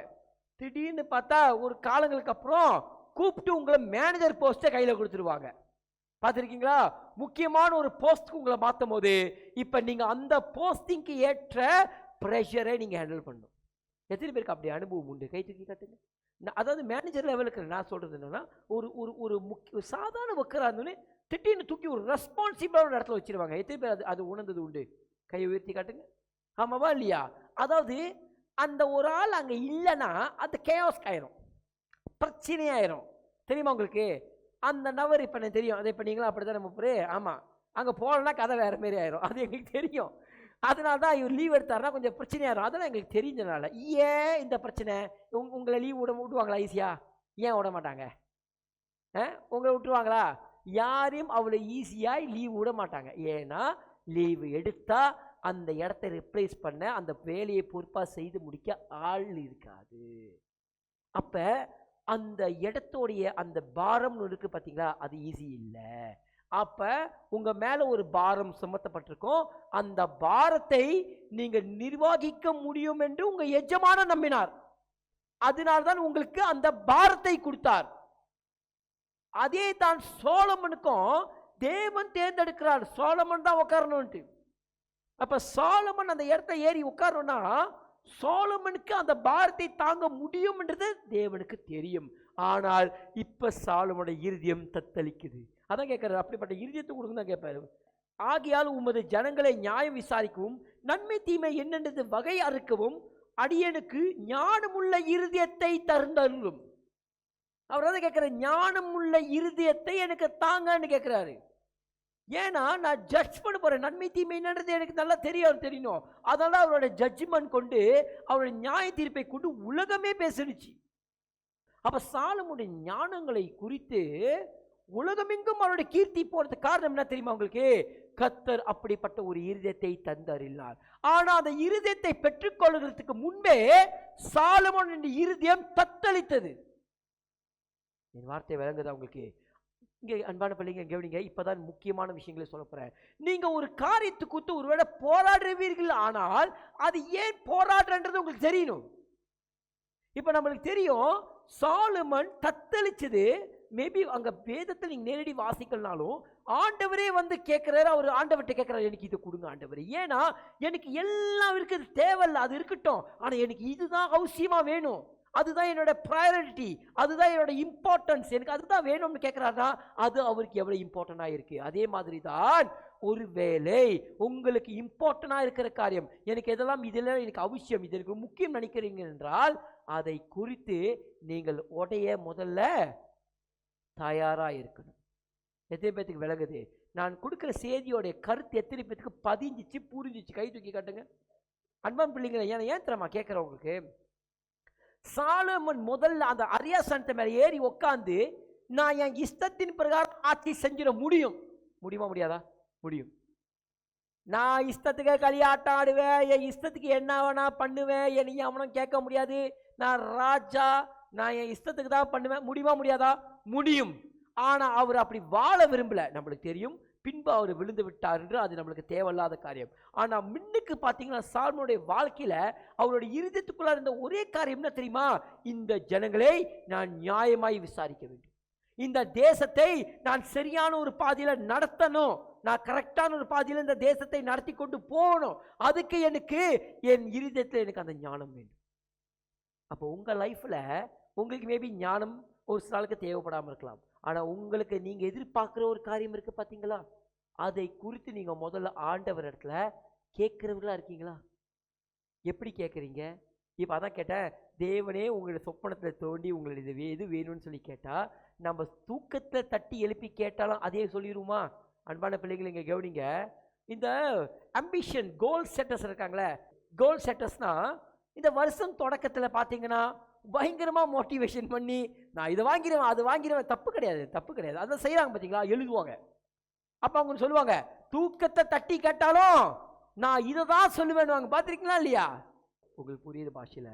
இந்த சின்ன பிள்ளைங்க சேர்த்த தூங்கும் போது அழுந்துக்கிட்டு அடம் பிடிச்சதான் வேணும், அழுந்தே தூங்கும் பார்த்துருக்கீங்களா? தூக்கத்தை எழுப்பி கேட்டால் என்ன வேணும் கேட்கும், கரெக்டாக அது வேணும்னு கேட்கும். ஏன்னா அது மைண்டில், அதோட உடம்புல, ரத்தத்தில், எல்லாத்துலேயும் அதுக்கு என்னத்தமா கலந்துருக்கு, இப்போ அது என்ன கேட்டுச்சோ அது உட்காந்துருக்கு. தூக்கத்தை எழுப்பி கேளுங்க, அப்படியே இப்படி இழுக்கும். பார்த்த சேர்த்த பிள்ளைங்க தூக்கத்துலேயே உளருங்க, அதுதான் வேணும்னு கேட்குங்க. பெற்றவங்க நம்மளே அதை பல தடவை பார்த்துட்டு போய் வாங்கி வந்து வச்சுருவோம், சரி அது இப்படி அழுதுருக்குது பாரு அப்படி சொல்லி ஏக்கம் பட்டு. யாரை பார்த்துருக்கீங்க தான் பிள்ளைங்க அப்படி பண்ணுறது? கை தூக்கி காட்டுங்க. தான் பாருங்க இருக்கீங்க, சேர்த்து பார்த்துருங்க பிள்ளைங்க அப்படி கேட்பாங்கன்ட்டு. சாலமோனுடைய தூக்கத்திலே சாலமோன் இதுதான் கேட்டார். அப்போ அது எவ்வளோ அவருக்கு அவசியமாக இருக்குது, அதனால அவர் எவ்வளோ ப்ரெஷர் ஹேண்டில் பண்ணியிருக்கிறார். என் வார்த்தை விளக்குதா உங்களுக்கு? அப்போ முதல்ல அந்த ப்ரெஷரை ஹேண்டில் பண்ணக்கூடிய அந்த தன்மை வரத்துக்கு முன்பே ப்ரெஷர் வரணும்னு தயாராக இருக்கணும். நான் சொல்கிறது பிளட் ப்ரெஷர் இல்லை, பிளட் ப்ரெஷர் பற்றிலாம் நான் இங்கே பேச கிடையாது. நான் இங்கே பேசுறது முதல்ல நான் எனக்கு ஏதோ ஒன்று வேணும்னு கேட்குறேன்னு அதை குறித்து நான் பாரப்பட, அதை குறித்து நான் காயப்பட தயாராக இருக்கணுன்றதான் வெற்றி. நான் முதல்ல ஆயத்தமாக இருக்கிறேன்னா நான் எனக்கு ஒரு விஷயம் குறித்து ஆண்டவர்கிட்ட கேட்டுங்க. சேர்த்த சொல்லுவாங்க, ஆண்டவரே நான் ஆண்டவர்கிட்ட இந்த காரியத்தை குறித்து நான் வாதம் பண்ணியிருக்கேன், இதை கட்டாயம் வேணும்னு கர்த்தருக்கு எடுத்து கேட்டு நான் வைரக்கமாக நின்றுக்கன்னுவாங்க. நின்றுருக்கீங்களே, அதுக்காக நீங்கள் உடைக்கப்பட வேண்டிய தருணம்னு ஒன்று வரும். அதை உடைக்கப்படும் பொழுது நான் தயாராக இருக்கேன்னு சொல்கிறவங்களா கை தூக்கி காட்டுங்க. அப்போ கிடைக்காது, கர்த்தர் கொடுக்கவே மாட்டார். யார் தயாராக இருக்கீங்க? கை தூக்கி காட்டுங்க. ஒரு கை வரவே மாட்டேது, கை தூக்கி காட்டுங்க. எஸ், நீங்கள் முதல்ல உங்களை உடைக்க முதல்ல உடைக்க தேர்வு செய்யுங்க. பயமாக இருக்கு தானே? ஐயோ இவர் கையில் பார்த்தா ஜீவனுள்ள தேவன் கையில் விழுகிறது பயங்கரமாக இருக்கும். யோ உனக்கு தெரியுமா தெரியாதா, உனக்கு இந்த வசனம் தெரியுமா, அவர் கையில் விழுந்தா என்ன ஆகும் தெரியுமா, போட்டு நொறுக்கி தள்ளிடுவார். எதுவும் அவர் வில்லன் மாரியே ஆக்கி வச்சுட்டீங்கப்பா. அவர் நம்மளை உடைக்கிறதே நமக்குள்ளால் இருக்க பெட்டர் வெர்ஷனை கொண்டு வரதுக்கு தான். சாலமனுக்கு அவருக்கு பெரிய அழுத்தம் வந்ததுக்கு காரணமே, நான் எப்படியாவது இந்த தேசத்தை சரியா நியாயம் தீர்த்தணும் சொன்னதின் பிரகாரம் செய்தார். அவர் பிறகு பின்னாடி விழுந்துட்டார், அதாவது தனிப்பட்ட பிரச்சனை, நான் தலையிடலை இப்போதைக்கு. ஆனால் நியாயம் தீர்ப்பை நீதியாய் செய்து முடித்தார். அதான் தேவன் சோலமனை காட்டிலும் மேலானவர் இங்கே இருக்கிறாரு. அப்போ சோலமன் எவ்வளோ மேலானவராக இருக்கிறாரு, ஆமாவா இல்லையா? சோலமன் அவ்வளோ மேலானவர், அவருடைய ஞானங்கள் அவ்வளோ மேலானவர். ஏன்? இனி உலகத்தில் உன்னை போல வேற யாரும் இருக்க மாட்டான்ட்டார். அப்படிப்பட்ட ஆசீர்வாதத்தை சோலமனுக்கு கொடுத்தார். அடுத்த ஒரு சம்பவத்தை நம்ம பார்க்க போகிறோம். அப்ப உங்கள் லைஃபை மாற்றக்கூடிய டிசிஷன் மேக்கிங் வரும் பொழுது அதுக்கு நீங்க ஒரு ப்ரெஷரை சந்தித்து தான் ஆகணும். நீங்க ஒரு இருதயம் ஒட்டைப்பை சந்தித்து தான் ஆக வேண்டியது இருக்கு. இரண்டாவது காரியங்கள் 2 சாமுவேல் 16வது அதிகாரம் 11வது வசனம் எடுத்து வாசிங்க. பின்னும் தாவீது அபிசாயையும் தன் ஊழியக்காரர் எல்லாரையும் பார்த்து, இதோ என் கர்ப்பப்பிறப்பான என் குமாரனே என் பிராணனை வாங்க தேடும் போது இந்த பென்யாமீனன் எத்தனை அதிகமாய் செய்வான், அவன் தூஷிக்கட்டும், அவன் அப்படியே செய்ய கர்த்தர் அவனுக்கு கட்டளையிட்டிருக்கிறார். அதாவது இந்த சம்பவத்துல சீமை தாவீதை பார்த்து அசிங்கமா சபிக்கிறார். ஏன்னா நம்மளுக்கு தெரியும் இந்த சீமை யாருன்னா இந்த பெஞ்சமின் கோத்திரத்தில் வந்த இந்த சவுலுடைய வம்சத்தில் வந்தவர். ஸோ அவர் தெரியும் தானே, அவங்களுடைய தகப்பனோட அவங்களுடைய தகப்பனை தான் இவங்க கொன்று இப்படி வந்திருக்காங்க. அதாவது பெஞ்சமின் கோத்திரம் தானே, அதுவும் யார் சவுலுடைய குடும்பத்தார்கள் கண்டிப்பாக தெரியும். அந்த சண்டை இருந்துக்கிட்டே இருந்துச்சு, சவுலுக்கும் தாவீதுக்கும் அந்த சண்டை இருந்துக்கிட்டே இருந்துச்சு. அப்போ அந்த அந்த ஆத்திரத்தில் இப்போ அப்சலோம் துரட்டுறாரு. அப்சலோம் யாரு? தாவீதோடைய மகன். இவரு இப்ப அரியாசனையை பிடுங்கி கொண்டு, தாவீதோடைய மகன் தன் தகப்பனுடைய அரியாசனத்தை பிடுங்கி கொண்டு என்ன செய்யறாருன்னா சோலமனை ஓட ஓட துரட்டுறாரு. இப்ப தாவீது ஓடுது நம்ம நினைச்சு பையனுக்கு பயந்து உயிருக்கு பயந்து இல்லை. எத்தனை பேருக்கு தெரியும் எதுனால அவர் ஓடினார்னு? தாம் பையனுக்கு தானால எது நடந்துடக்கூடாதுன்றதுக்காக தான் ஓடினார். அவர் நம்ம நினைக்கிற மாதிரி உயிருக்கு பயந்து ஓடல, தன்னால தான் பையனுக்கு எதுவும் ஆயிடக்கூடாதுன்ற அந்த ஒரு கருணையில தான், அந்த ஒரு அன்புல தான் தாவீது ஓடுறாரு. இப்ப அப்படி போகும்போது தாவீதுடைய பலவான்களும் சில ஜனங்களும் கூட இருக்கும் பொழுது இந்த சீமை விஷயம் தெரிஞ்சிருச்சு. அப்சலோம் அங்க ராஜாவாயிட்டான். அவன் ராஜா அவங்க ஏற்பாடு பண்ணிட்டாங்க. அவன் ஆக்சுவலி அங்கே அதாவது அங்கே பிரகடனம் செஞ்சு அவங்க அந்த அகித்தோப்பிலோட சேர்ந்து அங்கே கம்ப்ளீட் பண்ணிட்டாங்க அவங்க. இப்போ தாவீது ஓடிட்டு இருக்கிறாரு. இந்த நேரத்தில் சீமை கல்லெல்லாம் விட்டு அடிச்சு சாபம் விட்டு விளங்குதா உங்களுக்கு? தாவீதுடைய உண்மையான காயம் என்ன தெரியுமா உங்களுக்கு? நான் மீண்டும் உங்களுக்கு வாசிக்கிறேன் பாருங்க. 2 சாமுவேல் 16வது அதிகாரம் 11வது வசனத்தில், பின்னும் தாவீது அபிசாயையும், ஏன்னா அபிசாயி தான் சொல்றாரு, இந்த நாய் பேசுறதெல்லாம் கேட்கணுமா அவனு கேட்கிறாரு, கொண்டுட்டான், அவன் தலையை துண்டாக்கி வெட்டிட்டு தலையை வெட்டிட்டான்னு கேட்குறாரு. அப்போ அவங்களுக்கு அந்த அளவுக்கு பலம் இருக்கா இல்லையா? ஆனால் தாவீது அவருக்கு சீமே சொல்ற அந்த காயத்தை விட அவர் இருதயத்தில் இருக்க காயம் பெரிதான காயம் என்ன தெரியுமா? இங்க பாருங்க. பின்னும் தாவீது அபிசாயும் தன் ஊழியக்காரர் எல்லோரையும் பார்த்து, இதோ என் கர்ப்ப பிறப்பான என் குமாரனே என் பிராணனை வாங்க தேடும் பொழுது, நான் சொந்த பெத்த பிள்ளையே என் உயிரை வாங்க தேடும் பொழுது இந்த பென்யாமீனன் எத்தனை அதிகமாய் செய்வான்னு கேட்கிறாரு. ஏய், நான் இருதயத்தில் என் சொந்த பிள்ளை என்ன கொல்ல தேடுதுரா, அந்த காயம் பெருசா இல்லை இவன் திட்டுறது எனக்கு பெருசான்னு கேட்கிறார். தாவீது உடைக்கப்படுகிறார். என் வார்த்தை விளங்குதா? தாவீது உடைக்கப்படுகிறார். ஏன் உடைக்கப்பட்டார்? இப்ப அங்கேயும் ஒரு கேள்வி. நம்மளுக்கு தெரியும் தாவீது ஓடுறாரு, எல்லாம் நடக்கிறது எல்லாமே கர்த்தர் முன்பே சொல்லிட்டாரு, அதெல்லாம் இரண்டாவது விஷயம்.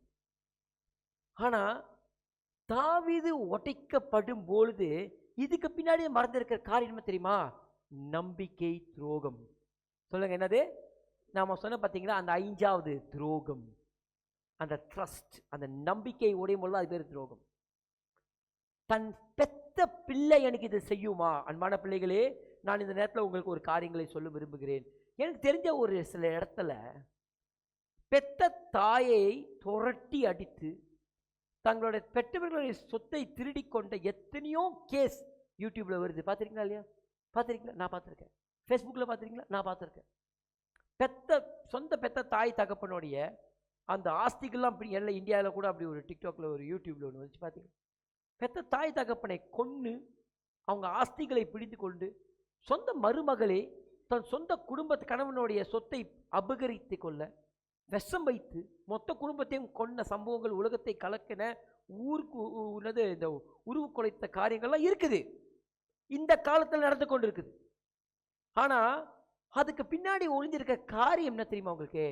விஷம் வைத்து சாப்பிடும் போது வைக்கும் பொழுது என் வீட்டுள்ளவங்க எனக்கு விஷம் வச்சிருவாங்க அப்படின்னு நம்பிக்கையில் யாராவது சந்தேகத்தை சாப்பிட்டுருப்பாங்களா? யாரும் இல்லை. தாவீது எதிர்பார்த்திருப்பாரா? ஏன் பெத்த பிள்ளை என்ன கொள்ள தேடுன்னு எதிர்பார்த்திருப்பாரா? எதிர்பார்த்திருக்க மாட்டார். ஏன் இதே இந்த அப்சலோம் அவங்க அப்பா காலை சுற்றி ஓடியாந்துருப்பான். என்ன சொல்றீங்க? கூடி தான் விளையாண்டுக்கிட்டு இருந்திருப்பான். இவனுக்கு அடிப்படுமா மருந்து போட்டிருப்பாரு. எல்லாரும் தாவீதை பாட்டு நடுங்கி இருக்கும் பொழுது இவன் தாவீது கூட போய் நின்று கத்தி சும்மா விளையாண்டு இப்படி சண்டை போட்டிருப்பாரு. அவருக்கு பார்க்கும்போது ஒரு குழந்தை பிள்ளை. அதான் பார்த்தீங்கன்னா அபிஷா என்னது இவர்கிட்ட சொல்றாரு, யாரு ஈத்தாய்கிட்டையும் யோவாப்கிட்டையும் அவரோட தளபதிகிட்ட சொல்லி அனுப்புறாரு, பிள்ளையாண்டனை கவனமாய் பதமா பார்த்து ஹேண்டில் பண்ணுங்கடா. Deal with him gently. கடினமா நடந்துக்காதீங்க. அவன் உயிரை கொன்றாதீங்க. அவனை பிள்ளையாண்டனை கவனமா பார்த்துக்குங்க, ஒன்றும் பண்ணிடாதீங்கன்னு சொல்லி தான் அனுப்புறாரு. அவர் கர்சனே அப்சலோம் கொண்டு ஆயிருக்கூடாதுன்னு. ஆனால் யோவாபு கொண்டுட்டாரு. அது ரெண்டாவது விஷயம். யோவாபு கொண்டுட்டாரு. ஆனா இந்த காரியத்துக்கு பின்னாடி இருக்கிற விஷயம் என்ன தெரியுமா? அந்த தாவீதோட இருதயம் தன் சொந்த பிள்ளையினால உடைக்கப்பட்டுச்சு.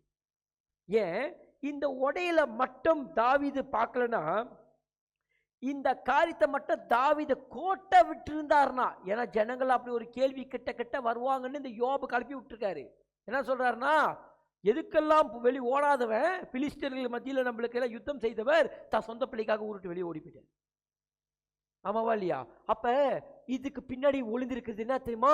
ஒரு இஸ்ரவேல் தேசத்தோடைய தலையெழுத்து. இங்கேயும் ஒரு தேசத்தோடைய தலையெழுத்து. அப்ப யோசிங்க, நான் எந்த தேசத்துக்கு? நீங்க செய்கிற காரியங்கள், நீங்க எடுக்கிற ஒரு பாரம் உங்க குடும்பத்துக்குரியதா இருக்கலாம், ஒரு சபைக்குரியதா இருக்கலாம்.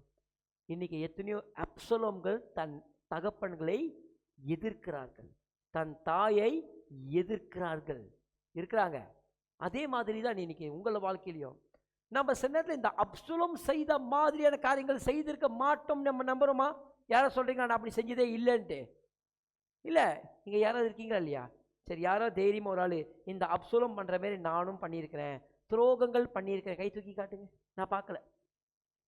நான் பார்க்கலன்ட்டு கை தூக்கி காட்டுங்க. அன்பான பிள்ளைகளே, நம்ம நினைக்கிறோம் நம்ம மற்றவங்க நம்ம செய்யற துரோகத்தை பத்தி மட்டும் பேசுறோமே, நம்ம மற்றவங்களுக்கு செய்த கணக்குன்னு ஒன்று இருக்கும். அதான் எனக்கு ஆச்சரியமா இருக்கும். எத்தனை பேர் உங்களுக்கு துரோகம் பண்ணியிருக்காங்க கேட்டால் கை தூக்கி காட்டுவாங்க. நீங்க எத்தனை பேர் பண்ணிருக்கிட்ட ஒரு கை வராது. ஏன் தெரியுமா? அத்தனை பேரும் தன்னோட சொந்த நிலையை அறியாதவர்கள், தங்களுடைய சுய நிலையை அறியாதவர்கள். நான் செய்த காரியங்கள் பிறரை காயம் படுத்தி இருக்குது அப்படின்ற காரியத்தை அறியாதவர்கள். அதனால்தான் நம்ம அநேக நேரம் மற்றவர்களை கை காட்டுறோமே ஒழிய நம்மளுடைய குற்றங்களை கண்டுபிடித்து அதை திருத்திக் கொள்ள நம்ம தயாராகவும் இல்லை, அப்படிப்பட்ட ஐடியாவும் இல்லை, நம்ம கண்ணுக்கே தெரியல. ஹல்லேலூயா. அப்ப தாவீதோட உண்மையான காயம் என்ன தெரியுமா உங்களுக்கு? தன் பெத்த பிள்ளை தன்னை கொல்ல வருது. அதனால சீமை கத்தன் தான் அவனுக்கு ஒரு மேட்டராகவே தெரியல. அப்சலோம் செத்துட்டாரு, தாவீது திரும்பி ராஜ்யபாரத்துக்கு ஏறிட்டாரு. ஆனா அன்னைக்கு தாவீது தன் பிள்ளை தான் முக்கியம் நினைச்சிருந்தாருன்னா தேசம் போயிருக்கும். என் வார்த்தை விளங்குதா? தேசம் போயிருக்கும். யோப் அதுக்கு தான் நல்லா நாக்கு புடுங்கிற மாதிரி கேட்பாரு தாவீத. அதனால தாவீது அதான் கேட்பாரு, உனக்காக சண்டை போட்டு வந்து நிற்கிறாங்க, நீ போய் அப்சலோம் பையன் செத்து போயிட்டான்னு உட்காந்து அழுதுருக்க, இதனாலே இவங்க எல்லாரும் உன்னை விட்டு போயிடுவாங்க அப்படின்னு.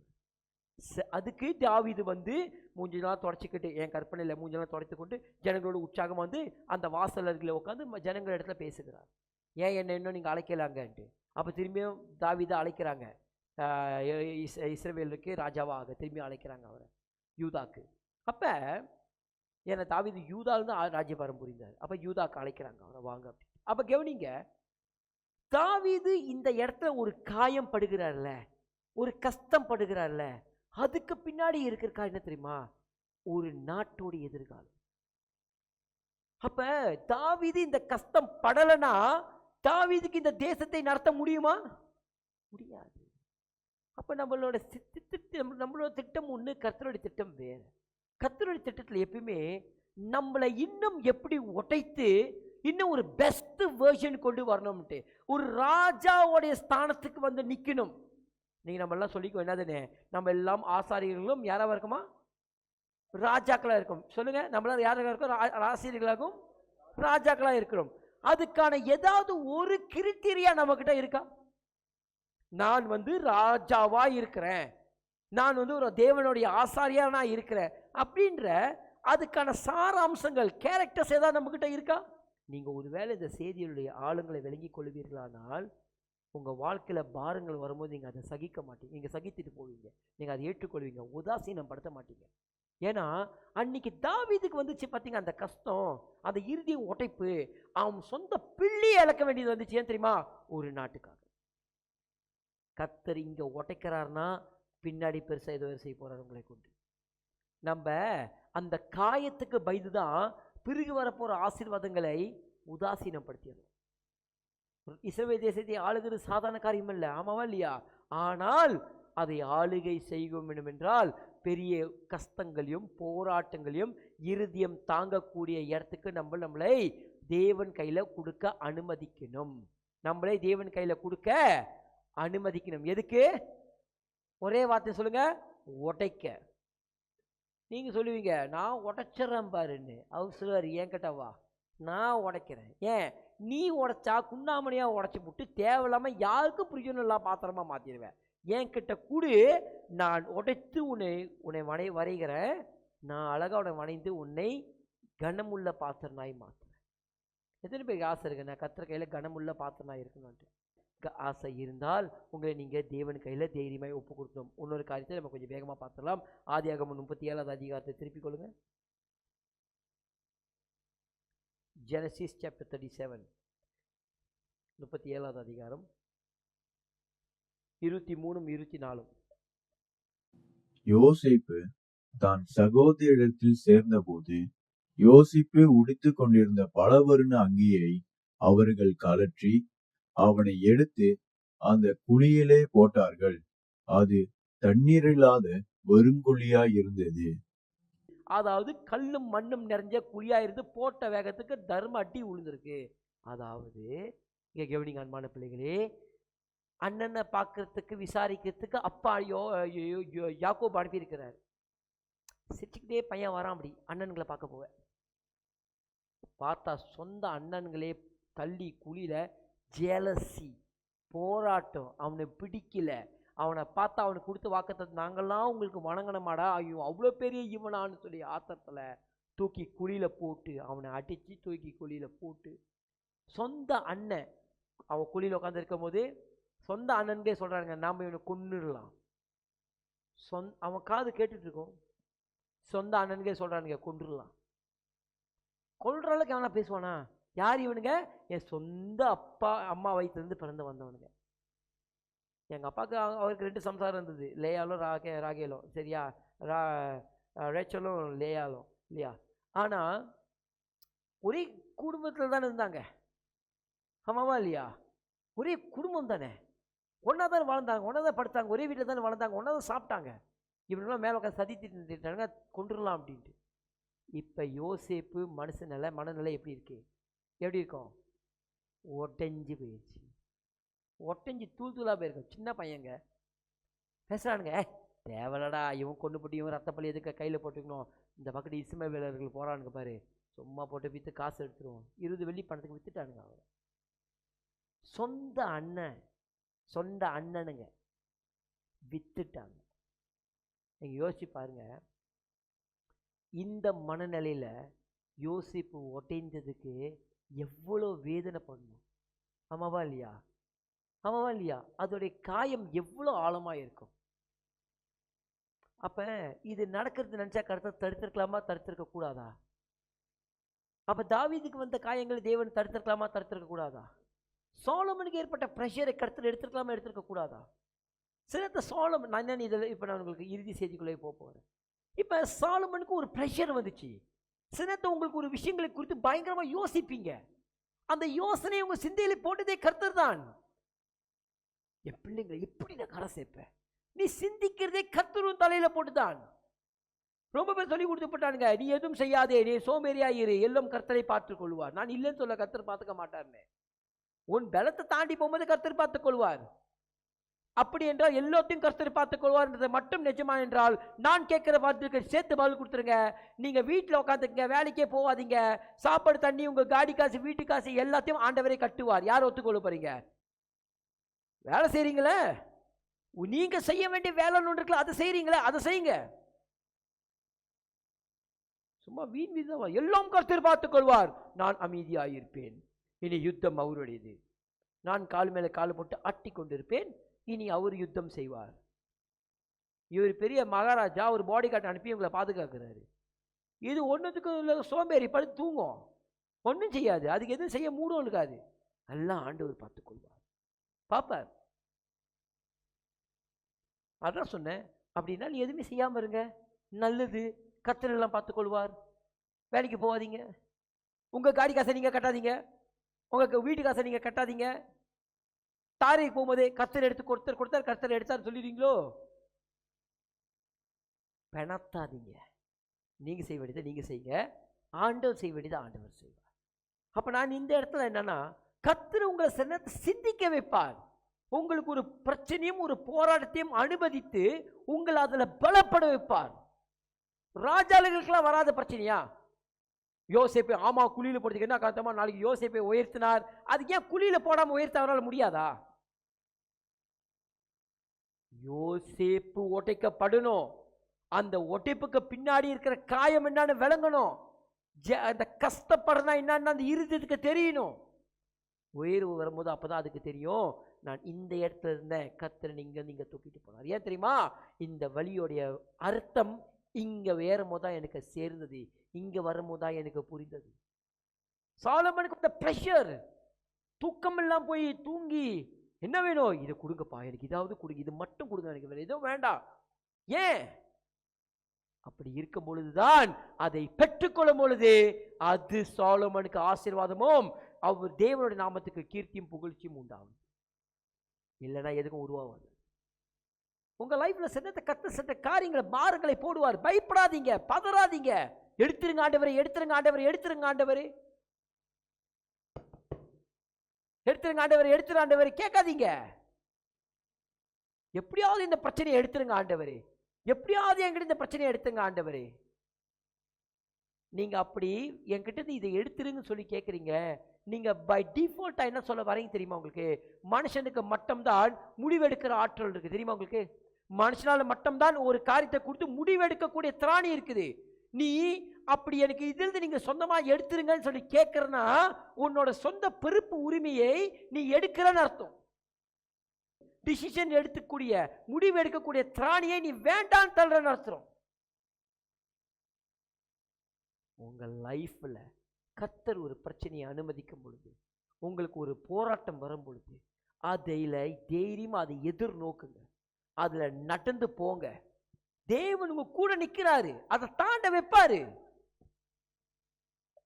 பயந்தாங்கோலி மாரி கத்தாதீங்க. அதே மாதிரி தான் சொல்லுகிறேன், இந்த யோசிப்பை தூக்கி போடும் பொழுது யோசிப்புக்கு அப்ப தெரியாது என்ன நடக்க போகுதுன்ட்டு. ஆனா அவருக்கு ஒன்று தெரியும். சீமை தூக்கி கல்லு விட்டு அடிக்கும் பொழுது தாவீதுக்கு அது பெருசா தெரியல. என் பெத்த பிள்ளை என்ன கொல்ல துடிச்ச மாதிரி என் சொந்த அண்ணனுங்க என்னை தூக்கி குழியில போட்டு உட்காந்து அழுந்தது, மேபி அது வேண்டா காயமா இருக்கலாம். எனக்கு இஸ்மவேல்ட்டு வித்தது எனக்கு ஒரு மேட்டர் இல்லை. நான் அங்கே அடி போத்தி பரமலிட்டு அடிமையாக போயிட்டு அது எனக்கு மேட்டர் இல்லை. சொந்த அண்ணனுங்க என்னை வித்துட்டானுங்க. நான் நம்பி வந்தேன், சாப்பாடை தூக்கிட்டு வந்துட்டு அண்ணன்களை பார்க்க வந்தேன். போகும்போது என்ன ஏசுவானுங்க அடிப்பான்னு கூட தெரியாது. வந்தவனுங்க பிடிச்சி அடிச்சு, நான் போட்டிருக்க பலவர்ண அங்கி எங்கள் அப்பா கொடுத்தது, அது ஆசையா அந்த அங்கியை பிடுங்கி கிழிச்சு என்னை நிர்வாணமாக்கி தூக்கி குழியில போட்டு அந்த பக்கத்து போறவங்க வித்துட்டானுங்க. அழுதுகிட்டே போயிருப்பான்னு நினைக்கிறேன். பையன் அழுதுகிட்டே தான் போயிருப்பான். என்ன தெரியுமா? குழியில போடும்போது பட்ட அடி இல்லை, சொந்த அண்ணனுங்க கொடுத்த அடி. ஆனா அந்த அடிக்கு பின்னாடி வேறு ஒன்று இருந்தது. அது அவரே அவர் வாயினால் சொல்றாரு. எடுத்து வாசிங்க. ஆதியாகமம் 45வது அதிகாரம் 45. ஆதியாகமம் 45. அதாவது இந்த இடத்துல அவர் அந்த இஸ்ரவேலுக்கே திருத்தம், அந்த எகிப்துக்கே பிரதம மந்திரியா ஆகிட்டாரு. யாரு? யோசேப்பு. 45 5-8.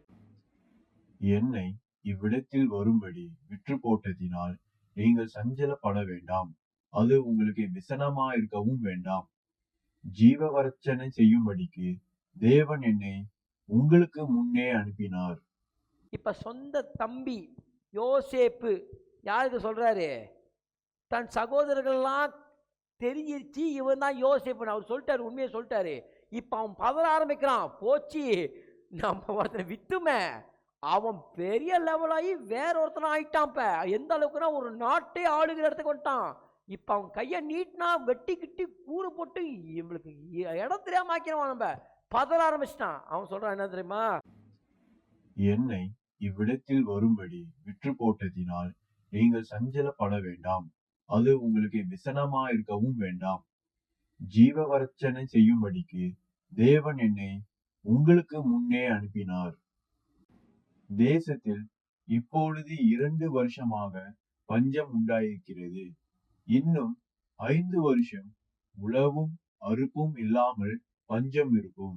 பூமியிலே உங்கள் வம்சம் ஒழியாமல் இருக்க உங்களை ஆதரிக்கிறதுக்காகவும் பெரிய ரட்சிப்பினால் உங்களை உயிரோடு காப்பாதற்காகவும் தேவன் என்னை உங்களுக்கு முன்னே அனுப்பினார். அவன் சொல்றான், நீ என்னை தூக்கி குழியில போடுறதுக்காக கவலைப்படாத, உயிர்களை காப்பாற்றும்படிக்கு என்னை முன்னமே கர்த்தர் அனுப்பினார். அவன் சொல்றாரு பாத்தீங்களா, உங்கள் உலகமே பஞ்சத்துல அழியாம இருக்கிறதுக்கு என்னை அனுப்பினார். அவன் கொஞ்சம் கூட குழியில போட்ட பத்தி பேசவே இல்லை பாத்தீங்களா? ஏன்னா இவன் எஜிப்துக்கு போகணும். சிம்பிளா யாரும் அவனை அனுப்ப மாட்டாங்க. எஜிப்துக்கு போயிட்டு வா தம்பி அனுப்புவாங்களா? போக மாட்டாங்க. அவர் ஒரு ரூட் வச்சிருக்காரு இவனை எஜிப்துக்கு தூக்கிட்டு போவ. விளங்குதா? தேவன் ஒரு ரூட் வச்சிருக்காரு. ஏன் தெரியுமா? அவன் சொல்ற வார்த்தையை பாருங்க, பூமியில உங்க வம்சம் ஒழியாமல் இருக்க உங்களை ஆதரிக்கிறதுக்காகவும் பெரிய ரட்சிப்பினால் உங்களை உயிரோடு காப்பாற்றுவதற்காகவும் தேவன் என்னை உங்களுக்கு முன்னமே அனுப்பினார். உலகத்துல பஞ்சம், சாப்பாடு எஜிப்துல மட்டும் இருக்குது. அதுக்கு ஒருத்தனை கூட்டிட்டு போனாரு. அவனை எங்க தம்மா தூக்கி போட்டாங்க? குழியில போட்டாங்க. அண்ணன் தம்பி தான் போட்டாங்க. ஏன் போட்டதுனால நான் இவனை தூக்கிட்டு அங்கே போகிறேன் எஜிப்துக்கு. ஏன் அங்கே ஒரு கூட்டம் எஜிப்துக்கு போவோம். நான் ஒரு டிரான்ஸ்போர்ட்டேஷன் சர்வீஸ் வச்சுருக்கேன். நீங்களா கேட்டால் பிள்ளையை கொடுக்க மாட்டீங்க. நானாக அவனை தூக்கிட்டு போகிறதுக்கு ஒரு டிரான்ஸ்போர்ட்டேஷன் கொண்டு வருவேன். அது வரைக்கும் நீங்கள் அமைதியாக இருந்தால் மட்டும் போதும். ஆமாம், யாக்கோபு அழுந்தாரு தான், பிறகும் அழுந்தாரு தான். ஆனால் அப்போ பிள்ளை போச்சின்னு அழுந்தாரு, இப்போ என் பிள்ளை இப்படி ஆச்சின்னு அழுந்தாரு. வித்தியாசம் நிறையா இருக்குல்ல அன்பான பிள்ளைகளே. கவனிங்க, சில நேரத்தில் கர்த்தர் உடைக்க, சில நேரத்தில் இல்லை, கூடுமான எல்லா நேரத்துலையும் கர்த்தர் உங்களை உடைக்க அனுமதிங்க. நீங்கள் ஒரு வேளை எத்தனை பேருக்கு உயர்வு வேணும்? இந்த யோசேப்புக்கு வந்த மாதிரி உயர்வு எனக்கு வேணுன்ற கை தூக்கி காட்டுங்க. இல்லைன்னா வராது. எத்தனை பேர் வேணும்? வேணும்னா வாயை திறந்து சொல்லுங்க, ஆண்டவரே என்னை உடைங்க. சொல்லுங்க, தைரியமாக சொல்லுங்க, என்னை உடையுங்க. எத்தனை பேர் தைரியமாக இருக்கீங்க உண்மையிலே மனசார? நீங்கள் சொல்லுவோம்னா காலத்தில் பரலோகம் அங்கீகரித்து இன்றைக்கே உங்களை உடைக்க ஆரம்பிச்சிடும். நான் தயார் ஆண்டவரே உடைய. கை தூக்குறவங்களுக்கு மட்டும்தான் அந்த அந்த அந்த இதே. நீங்கள் தயார்னா அந்த கொஞ்சம் தூக்கல பார்க்க முடியாது. பாஸ் இல்லை, அல்ல ஃப்ராட். நான் பாதி உடையிறேன் ஆண்டவரே, சே செல்லாது. நான் உண்மையாக உடைய தயாராக இருப்பேன். ஆனால் என்னை கர்த்தர் உயரத்தில் கொண்டு போய் வைப்பார். நீங்கள் முதல்ல உடைய தயாராக இருக்கணும். கர்த்தர் சில நேரத்தில் யோசேப்புக்கு கொண்டு வந்த அந்த வழியை பாருங்க. சொந்த சகோதரர்கள், சொந்த குடும்பம் தான் உடைச்சது, தூக்கி போட்டுச்சு. ஆனா தேவன் ஒரு டிரான்ஸ்போர்ட்டேஷன் தூக்கிட்டாங்க, ஜிப் கொண்டு போயிட்டாரு. அங்கே கொண்டு போனதுக்கு அப்புறம் குடும்பத்தை நினச்சானா, அப்பப்போ நினச்சி அழுதாலாம் தெரியாது. ஆனால் ஒரு நேரத்தில் அவனை தூக்கி போட்டதுனால, அவனை தேவன் அப்படி செய்ய வச்சதுனால அவனை எஜிப்டில் கொண்டு போய் வைத்து உலகமெங்கும் சாப்பாடு பஞ்சம் தட்டுப்படி வராதபடிக்கு அந்த மொத்த எஜிப்ட் மட்டும் இல்லாமல் சுற்றி இருக்க எல்லா தேசங்களுக்கும் தேவன் சாப்பாடை கொடுத்து காப்பாற்றினார். 7 வருஷம் 7 வருஷம் பஞ்ச காலம். 7 வருட அறுவடையில் சேர்த்து வச்சுட்டாங்க. 7 வருட பஞ்சத்தில் அதை தீட்டாங்க. அது பெரிய ஒரு தீர்க்கதரிசனம். ஏன் எப்படி அவங்க அந்த யோசேப்பு தன்னை உடைய கொடுத்தனால தேவன் கட்டாயம் உடைப்பாரு. என் வார்த்தை விளக்குதான் உங்களுக்கு. தேவன் கட்டாயம் உடைப்பாரு. பயப்படுவீர்கள் என்றால் உயர்வை எதிர்பார்க்க முடியாது. ஸோ அன்பான தேவ பிள்ளைகளே, நான் இன்றைக்கு உங்கள் இடத்துல இந்த தேவ செய்தியை கொண்டு வந்து கேட்டதில்ல கொடுத்து நான் சந்தோஷப்படுறேன். ஏன்னா நானும் தயாராக தான் இருக்கேன். அப்போ அந்த அந்த காயத்தை, அந்த போராட்டத்தை நம்ம சந்திப்போமானால் உயர்வை கர்த்தர் கட்டளையிடுவார். மேலே எத்தனை பேருக்கு ஆசையாக இருக்கு என் வாழ்க்கை உயரணும்ன்ட்டு? ஆசை மட்டும் இருந்தால் மட்டும் பத்தாது. அந்த ஆசைக்கு தகுதாப்படி அந்த அடியும் அந்த வேதனையும் அந்த கஷ்டத்தையும் நீங்கள் அனுபவிக்க தயாராக. சற்று நேரத்தில் அந்த கஷ்டம் அந்த வேதனை யாரால வரும்? யாரால வரும்? அப்சலோம்னால வரும், சகோதரர்களால் வரும், குடும்பத்தால் வரும், யாருனால கூட வரும். அதனால இந்த காயம் இவங்களால வந்துச்சு, அந்த காயம் அவங்களால வந்துச்சு மட்டும் எதிர்பார்க்காதீங்க. கூடுமானால் உங்கள் சொந்த பிறப்பே தான் உங்களுக்கு அந்த காயத்தை கொண்டு வரும். விளங்குதா? அப்படி வந்தாலும் உங்களோட உயர்வு கர்த்தர் கையில் உண்டு. நீங்கள் உங்களை ஒப்பு கொடுக்க தயாராக இருந்தீர்கள் என்றால் உங்களை கர்த்தர் உயர்த்தவும் தயாராக இருக்கிறார். அல்லேலூயா.